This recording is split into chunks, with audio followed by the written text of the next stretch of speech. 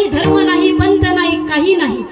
सर्व 18 पगड जातींना एकत्र घेऊन चालणारा माझा राजा होता छत्रपती शिवाजी महाराज. फक्त 11 अक्षर आहेत महाराज, परंतु 11 अक्षर अवघ्या विश्वामध्ये महाराष्ट्राची ओळख निर्माण करून द्यावी. शी म्हणजे शिस्तप्रिय, वा म्हणजे वाणीचे तेज असणारे, जी म्हणजे जिजाऊंचा पुत्र, म म्हणजे महाराष्ट्राची शान, हा म्हणजे हरकती न मानणारे, रा म्हणजे राज्याचे हितचिंतक, ज म्हणजे जनतेचे राजे. आणि छत्रपतीचा जर उच्चार करताल तर 36 हत्तीचं बळ असणारे, त्रस्त मोगलांना करणारे, प म्हणजे परत कधी न फिरणारे, आणि ती म्हणजे तिन्ही लोकात जाणारे, म्हणजेच माझे छत्रपती शिवाजी महाराज.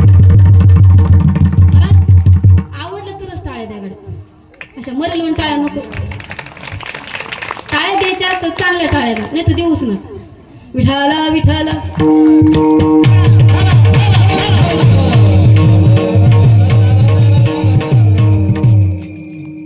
आता विषय निघाला म्हणून आता पुढे थोडस लांबतेच. आणि छत्रपती शिवाजी मला वाटतं आवडत नाही असं कोणीच नसावं, नसेलच. महाराज 7 आश्चर्यापैकी एक मानली जाणार जी चीनची भिंत आहे, ज्या चीनच्या भिंतीची लांबी 3000 किलोमीटर एवढी आहे. माझं जर खोटं वाटत असेल तर अनेकांकडे तू माझा सांगती आहे प्रत्येकाच्या खिशामध्ये, तर नेटवरती सर्च करा वॉल ऑफ द चायना, म्हणजे चीनची भिंत. जी चीनची भिंत जगाच्या 7 आश्चर्यापैकी एक मानली जाते, जिची लांबी 3000 किलोमीटर एवढी आहे. काय? जिची लांबी 3000 किलोमीटर एवढी आहे आणि जिला बांधायला 150 वर्षाचा कालावधी लागला. किती? 150 वर्षाचा कालावधी लागला. जिची लांबी 3000 किलोमीटर एवढी आहे, अशी असणार चीनची भिंत जगाच्या 7 आश्चर्यापैकी एक असू शकते. तर विचार करा, 1630 ते 1680 या 50 वर्षाच्या कालावधीमध्ये माझ्या राजांना 450 किल्ले काही बांधलीत आणि काही जिंकलीत. विशेषतः एका किल्ल्याची लांबी ही 4000 किलोमीटर एवढी आहे. मग विचार करा महाराज, हे जगातलं किती आश्चर्य म्हणावं. महाराज अशा राजांना जन्म देणाऱ्या किंवा जुन्नर मावळ प्रांतामध्ये दांडपट्टा कसा फिरवावा, हातामध्ये ढाल आणि संशय घेऊन दुर्जन विचाराचा निपात करणाऱ्या, छत्रपती शिवरायांना घडवणाऱ्या, छत्रपती शिवरायांना जन्म देणाऱ्या, राष्ट्रमाता, राजमाता, लोकमाता, धर्ममाता आऊसाहेब जिजाऊ होत्या. म्हणून अख्खा महाराष्ट्र आज आनंदात आहे. महाराज आज आमच्या जिजाऊ जर पाहिल्या, महाराज विचार जर केला तर 17व्या शतकामध्ये 2 जिजाऊ होऊन गेल्या. त्या दोन्ही जिजाऊंचे या महाराष्ट्रावरती अनंत उपकार आहे. एका जिजाऊने आपल्या कपाळावरचं कुंकू अवघ्या विश्वाचा असणारा परमार्थ हा सुखाचा व्हावा याकरता वाहून टाकला, आणि एका जिजाऊने आपला पोटचा गोळा जो अख्ख्या महाराष्ट्राचा संसार सुखाचा व्हावा याकरता वाहून टाकला.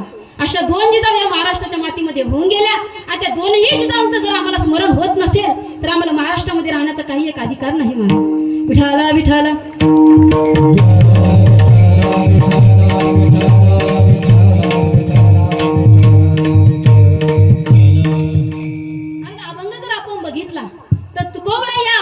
साधनं सांगतात, आणि साधन सांगत असताना त्यांच्या जीवनामध्ये नेमकं काय परिवर्तन झालं किंवा काय परिणाम त्यांच्या जीवनावरती झाला हे सांगत असताना तुकोबरायांनी साधन सांगितलं होतं.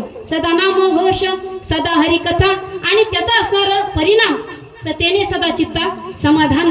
नामाचं महत्व सांगणार हा अभंग आहे.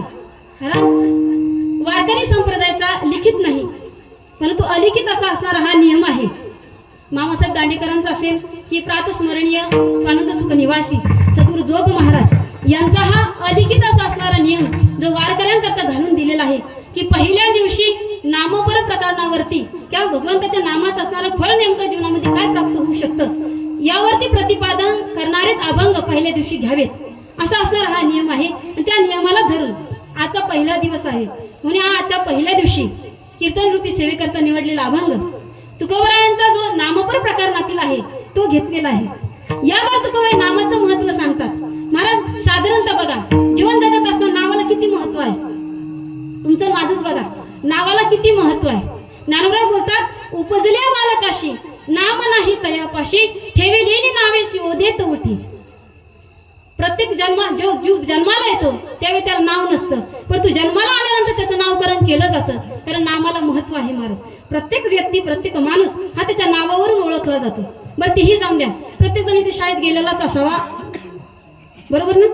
ज्यावेळेस आपण शाळेमध्ये जातो त्यावेळी मराठी व्याकरण आपण ज्यावेळेस शिकतो तर मराठी व्याकरण शिकत असताना सुरुवातीलाच काय शिकवलं जातं, नाम शिकवलं जातं. सर्वनाम शिकवलं जातं, दर्शक नाम शिकवलं जातं, विशेष नाम शिकवलं जातं. म्हणजे सांगण्यात तात्पर्य काय आहे, कुठेही जा सुरुवातीला काय शिकवलं जातं, नाम शिकवलं जातं. बरं ते ही जाऊ दे, व्यवहार बघा.